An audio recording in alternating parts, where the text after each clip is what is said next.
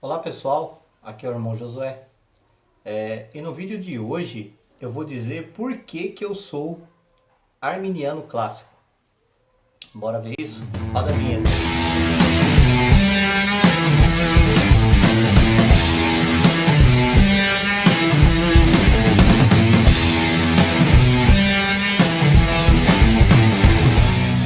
Então pessoal, estou fazendo esse vídeo para que os irmãos saibam qual é a linha teológica que eu realmente entendo e tenho para mim como a melhor escola teológica para se seguir, né? No meu caso, eu sou arminiano clássico, né? Aí, o que é isso, arminiano clássico, né? Arminiano clássico é aquela pessoa que entende a parte soteriológica ou se posiciona conforme Armínio, conforme os remonstrantes da primeira geração e John Wesley em muitos pontos, né? É um pontinho ou outro ali que há uma discordância, isso fica para um próximo vídeo, mas no geral concorda com o que John Wesley também pensava e se posicionava dentro da escola teológica arminiana. Tá? Então eu sou arminiano clássico, por quê? Porque eu entendo que a proposta que o arminianismo clássico tem, ele vai conciliar melhor o que as escrituras estão falando e preservar, né, preservar o atributo moral de Deus, ou seja, Deus não é o autor do mal. Né? Isso é muito importante deixar frisado, porque a escola teológica ela sempre lutou muito para preservar esse atributo de Deus, né, sobre a questão moral de Deus, né, não tornando Deus ambíguo, ou seja, ele vai mostrar, vai revelar uma vontade e na realidade ele tem uma outra vontade secreta. Né? Antes de eu continuar esse vídeo, eu vou apresentar aqui mais duas escolas teológicas que existe aí. Né? Existe o hipercalvinismo, né? É aquele calvinismo extremado. Né? O calvinismo extremado ele vai dizer que Deus ele tanto decreta aquilo que é bom quanto ele decreta aquilo que é mal, ou seja, ele vai atribuir o mal para Deus. Então tudo que acontece no mundo de ruim foi Deus que decretou para que aquilo acontecesse. Né? Então Deus ele vai forçar a criatura ou ele vai fazer alguma coisa para que a criatura dele, né, o ser humano, faça as atrocidades que a gente vê aí pelo mundo. Né? Esse é o hipercalvinismo. Né? Eu sinceramente eu tenho o hipercalvinismo como heresia. Para mim o hipercalvinismo ele é herético e não tem conversa comigo com a questão do hipercalvinismo. Em contrapartida, existe o calvinismo moderado. O calvinismo moderado tem o meu respeito. Eu respeito o calvinismo moderado.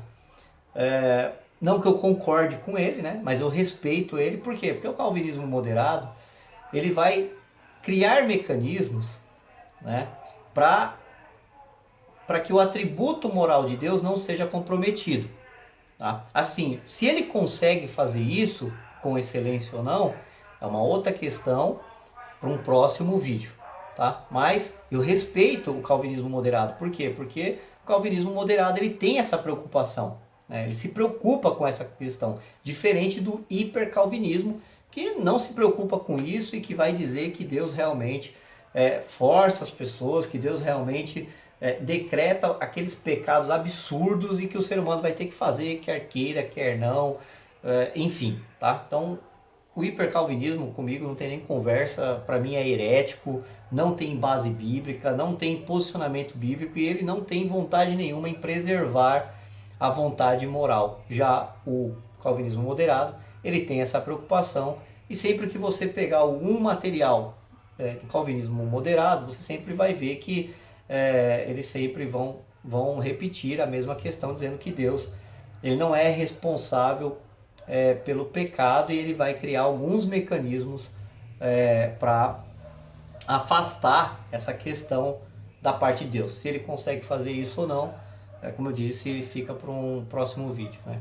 Mas dentro dessas propostas, eu entendo o arminianismo clássico que melhor se enquadra, que melhor vai fazer uma harmonia melhor dos textos bíblicos sobre essa questão. Vale ressaltar que o arminianismo ele nunca se preocupou com essa questão do homem ter o livre-arbítrio para buscar a Deus. Pelo contrário, o arminianismo clássico ele vai sempre advogar que o homem ele tem o livre-arbítrio, mas em uma questão livre para pecar pós-queda, né? Então, pela liberdade que Deus deu ao ser humano, por ela estar escravizada, por ela estar destruída, por ela estar totalmente depravada, né? Depravação total da vontade, escravidão da vontade, o homem não consegue fazer nada que é bom para Deus e nem para buscar a Deus.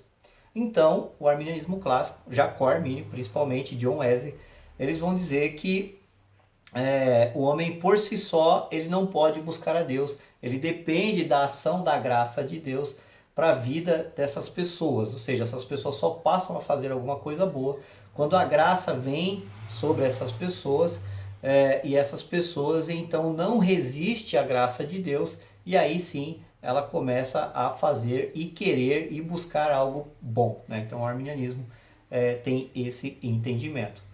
Então para mim é o que melhor vai estar harmonizando essas questões aí e preservando o atributo moral da parte de Deus. É óbvio que um calvinista não vai concordar com o que eu estou dizendo, mas como eu disse, é a escola teológica que eu defendo. E o que eu fico preocupado é que tem muitas pessoas que se dizem arminianas, mas não estão defendendo a escola teológica arminiana, está defendendo o semi-pelagianismo, né?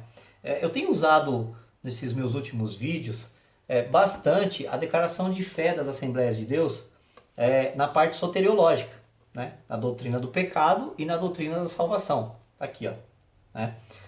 E no geral, no âmbito geral, ela concorda com o arminianismo clássico. É impressionante, né? Tem um pontinho ou outro que ela vai se distanciar pouquíssimas coisas assim, que há uma divergência com o arminianismo clássico, mas no seu corpo estrutural geral, ela concorda com o arminianismo clássico. Ela vai concordar. Então, ou seja, se você tem a declaração das Assembleias de Deus na parte soteriológica, vou dizer que você está 5% com o arminianismo clássico na doutrina da salvação e do pecado. E por que eu falo isso?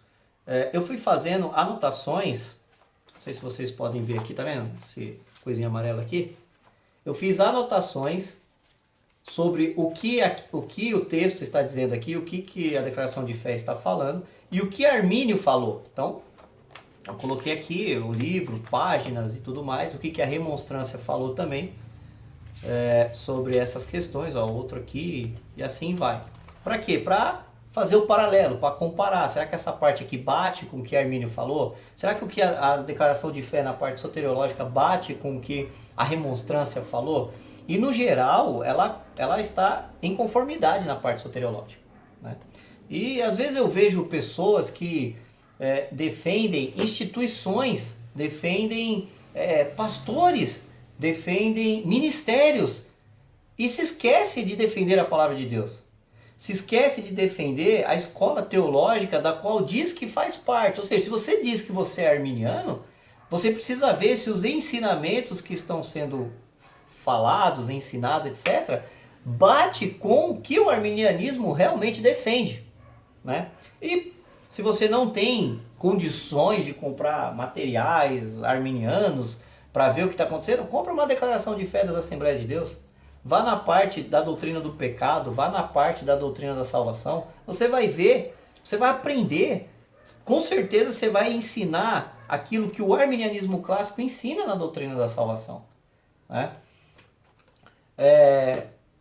Mas as pessoas simplesmente preferem apoiar ensinamentos que são contrários ao ensinamento arminiano. Ou seja, ele se esconde atrás do arminianismo, dizendo que é arminiano, mas está ensinando o semi-pelagianismo e o pelagianismo.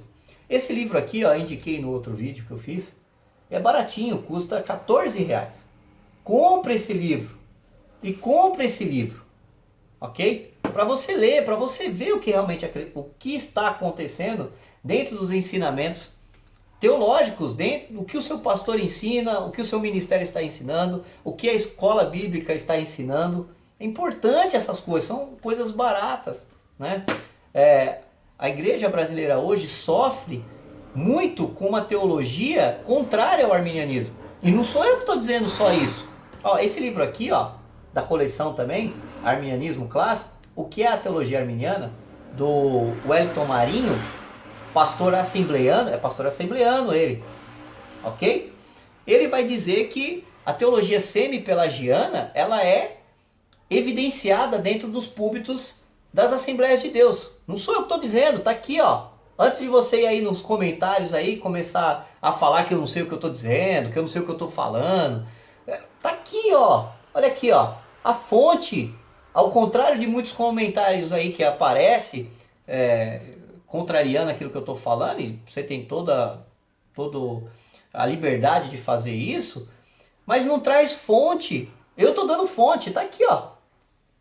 O Wellington Marinho fala isso. Outro que fala isso, Ciro Chances, também fala isso. Quer ver outro que fala isso? Silas Daniel, A Mecânica da Salvação, pastor assembleano das Assembleias de Deus. Ele mesmo fala que nos púlpitos das Assembleias de Deus existe muito semi-pelagianismo. Silas Daniel, da própria Assembleia de Deus. Você vai ver o Augusto Vailate também, Expiação Ilimitada, vai falar sobre a mesma questão. Sabe? Então, não é eu que estou falando, eles estão falando. Eles estão falando. Se você não acredita em mim, acredite neles. Compre o material, leia. Né? Um irmão perguntou para mim aonde nas obras de Armínio, Armínio fala contra o pelagianismo e o semi-pelagianismo. Aqui, ó, Obras de Armínio, volume 2. Tá aqui, ó. Aí a pessoa me pediu até a página, né? Até a página. Porque parece que o que eu falo aqui eu não leio. Não sei se foi esse o propósito. Se não for, desconsidere. Se for, eu leio. Eu leio. Né? Então, a gente vê aqui que Armínio gastou muito tempo falando sobre o pelagianismo. Aqui, ó, página número 333. Aí ele vai falar sobre essa questão, ele vai gastar, olha o tanto de páginas que ele gasta. 1, 2, 3, 4, 5, 6, 7, 7 páginas só falando do pelagianismo, né? E mostrando que o pelagianismo está errado.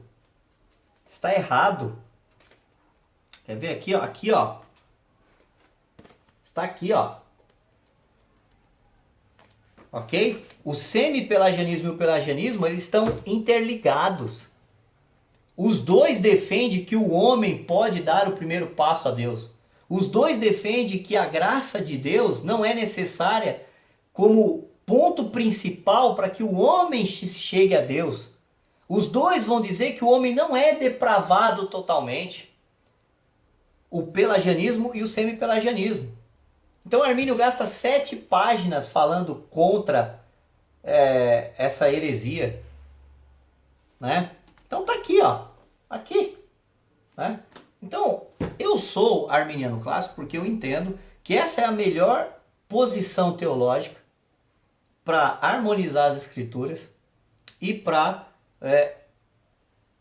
a gente deixar o atributo moral de Deus intacto, sem feri-lo, sem dizer que ele é o agente do mal, que ele está por trás, que ele tem duas vontades, uma vontade revelada, mas a que manda é a vontade secreta. Então o arminianismo clássico, na minha opinião, ele preserva muito bem isso, ele consegue conciliar melhor esse ponto que para mim é importante. Para mim é importante. Né? E como eu disse, eu tenho respeito pelo calvinismo moderado porque ele cria mecanismos para tentar preservar isso de uma forma que Deus não se torne o autor do mal. Né? Se perguntar para mim, mas então José, você concorda com o calvinismo moderado? Eu vou dizer que não. Se eu concordasse com o calvinismo moderado, eu seria calvinista moderado, não seria arminiano clássico. Né? Mas eu respeito o esforço que eles fazem para isso. né? Diferente de outros que não respeitam nada, né? Então, é por esse motivo que eu sou arminiano clássico e porque eu defendo a bandeira do arminianismo clássico e procuro ensinar e trazer as verdades do arminianismo clássico, porque eu entendo que é uma escola teológica, aliás, né? O arminianismo clássico é uma escola teológica que melhor se enquadra aí nessa questão, ok? Então, fiquem com Deus, até o próximo vídeo, tchau!